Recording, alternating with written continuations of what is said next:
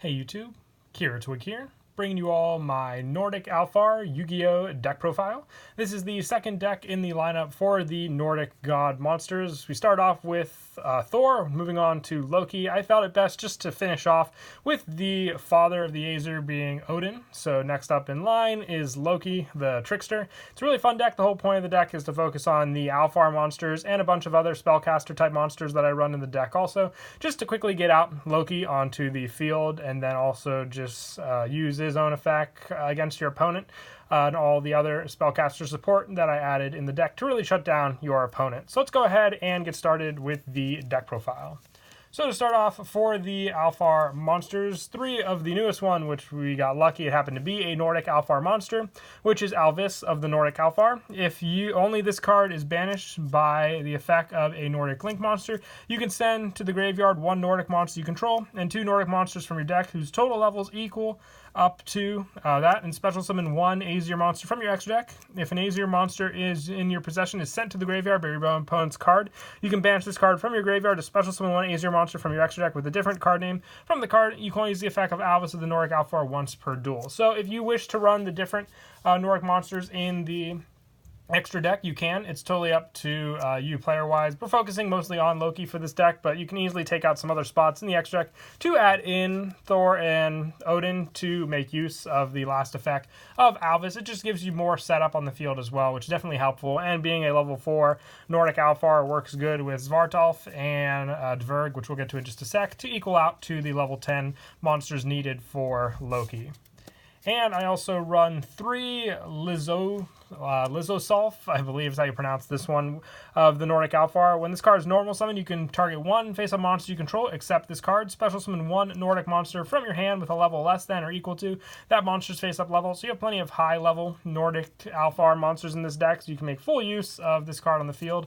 And also just getting an extra normal summon with ones like Dverg onto the field definitely do help, just to have the additional one on the field to summon out with this card. Plus, like I said, the numbers do match up as well with Lizosolf, Alvis, and also Mara in the deck to equal 10. You have a bunch of other different comboed cards to equal out to 10 cards in the deck, so you can summon out a Loki quite easily depending on the numbers you use.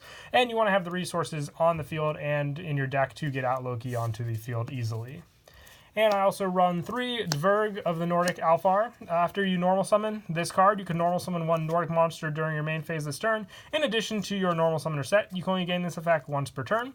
If this face-up card on the field is sent to the graveyard, you can target one Nordic relic card in your graveyard and add to your hand. So you have the option, like I said, for the additional normal summon using Dverg, so you can set up very easily if you're not relying on the Nordic Link, but most of the time I just end up going into Gullveig anyway to get my summon off. It's just the easier play, I would say, but this one definitely does come in handy if you're going for like any other Link plays, if you need to, against your opponent. It doesn't have any summon restrictions, so very, very useful there as well.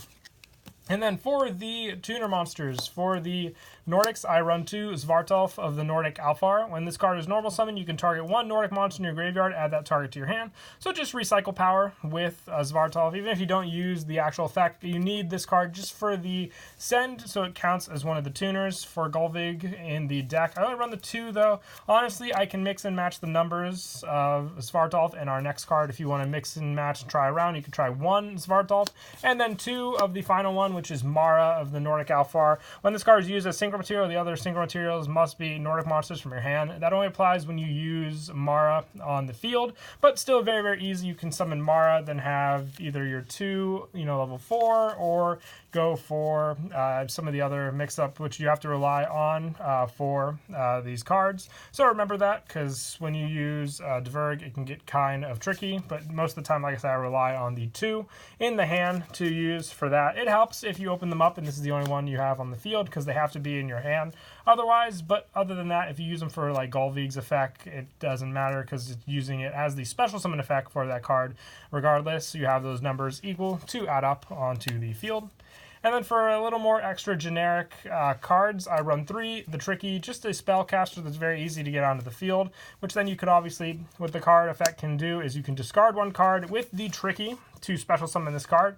And if it is one of the Nordic monsters, when you tribute the Tricky to get out Svartalf onto the field, you can target a Nordic monster in your graveyard, add that target to your hand, so you can recycle the card that you discarded with Tricky back into your hand to use, which is very, very useful as well, just to keep the cards in your hand needed, so you can then obviously banish them for Gullvig's effect to special summon out your Nordic monster after you link summon with Svartalf into that monster for your plays as well, since the requirement is a level 5 or lower monster for your Nordics on the field.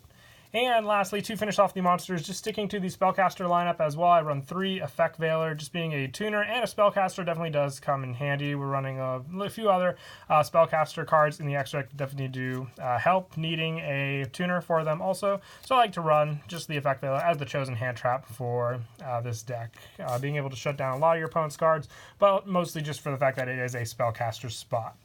And that is it for the monsters. We'll now move on to the spells. I run 3 Secret Village of the Spellcasters, with our main monster being Loki, Lord of the Aesir. If you can shut down your opponent's spell usage, you really hit a lot of decks, and you should most of the time have a Spellcaster monster on the field with this deck, so you're really not limited to yourself being shut down with a lot of cards, and you rely on monsters for a lot of them anyway. If you open up the additional Secret Villages of Spellcaster in your hand, it doesn't really hurt you either, because you banish cards regardless of the card for Gullvig of the Nordic Ascendant in your extra deck for this card. So any doubles definitely do help, just to banish for the cost of that special summon.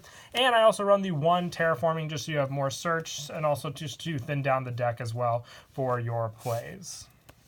And I also run 3 Instant Fusion, just having the fusion targets in the extra deck to go for, give you either the extra synchro plays or just other options for additional monsters on the field to summon out as well, since you just need 2 non-tuner monsters to summon out Loki. So if you're 1 short for those plays, you can, I didn't have Musician King or Camion Wizard, but if you wanted to swap some of those spots for those ones, since they are spellcasters also, you can do that. I just like it. It's that extra monster push that definitely can come in handy with this card on the field.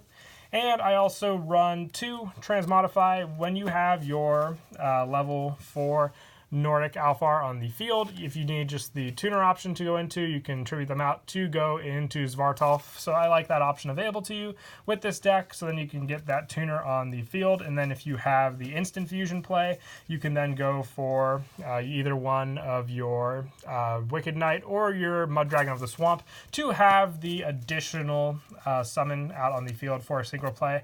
The numbers, if you have 1 additional monster, like let's say Dverg on the field, also can equal out to your Loki. So another thing to remember, since with Loki all you need is a Nordic Alfar tuner and 2 or more non-tuner monsters to make it.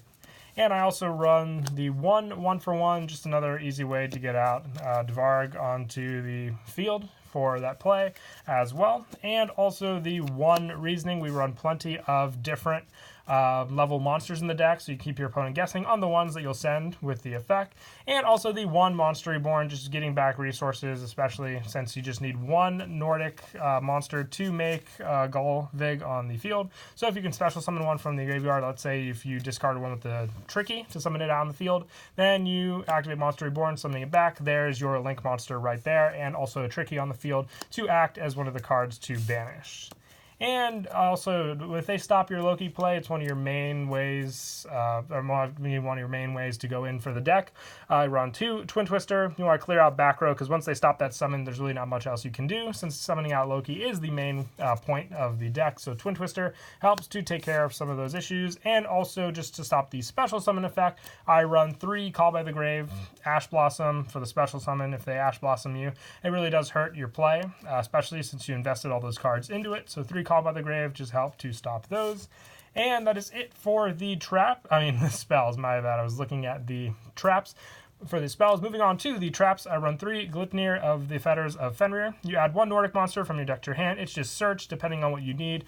Most of the time, my search target will be Alvis, since it's the most beneficial of all the Nordic Alfar monsters I run in the deck. I like to run 3, just so I have those search options available early game. If this card was a spell, it would be 100 times more better, since it's just that fast. You do have to rely on activating this card after you set it for a turn, but come next turn can still be very useful. And lastly, for the traps, just more special summon resources back to the field. I run 3 back to the front, just a good way to get monsters on the field to use if you activate during the end phase when your opponent has a card. You can just, like I said, easily special summon it back and then use it for a synchro material or a link monster next turn. And that is it for the main deck. We'll now move on to the extra deck. I run 2 Loki, Lord of the Aesir. Once per turn, when your opponent activates a spell or trap card during your battle phase, quick effect, you can negate the activation. If you do, destroy it. And once per turn, during the end phase, if this face-up card on the field you controlled was destroyed by your opponent's card and sent to the graveyard this turn, you can banish 1 Nordic Alfar Tuner from your graveyard to special summon this card. When summoned this way, you can target 1 trap card in your graveyard, add that target to your hand. So you can recycle back to the front, or Glepnir, the Fetters of Fenrir, with Loki, but the fact that it can negate spell or traps definitely does come in handy during the battle phase as well, but also just a powerhouse of a monster. It is the weakest of the Aesir monsters, but 3,300 attack and 3,000 defense still, keeps your opponent on their toes for trying to get over this card. And I also run, for other synchros, 1 TG Hyper Librarian and 1 Arcanite Magician, just being other additional spellcasters you can make in the deck. Also 1 Ancient Pixie Dragon, since we run Secrets of the Spellcasters, so you have an option for your field spell benefits. And just for a level 8 option, 1 Psyframe Lord Omega, if you can clear up the extra monster zone with this card. And then obviously go for your link plays, another helpful one for sure. And then for the link monsters, I run 2 Golvig, the Nordic Ascendant, just for your main way to get out your Loki quite easily with this card for the banish setup especially. And I also run the 1 Borolo Dragon, 1 Nightmare Cerberus, 1 Underclock Taker, and 1 Nightmare Unicorn for the other link monsters in the deck. And then for the instant fusion targets, I run 1 Dragoness, 1 Mud Dragon, and 1 Sea Monster of Theseus. Like I said, if you had Musician King or your Camion Wizard, you can substitute these 2 cards for those spots as well, since they are spellcasters. And if you want to add in Thor or Odin as well for the plays, you can take out the Pixie Dragon and the Psyframe Lord Omega for those 2 spots. But like I said, I just focused on Loki more for this deck profile in the video. But that is it for the deck profile. I hope you all enjoyed the video. Until next time, please don't forget to leave a like and subscribe, and Kira Twig out.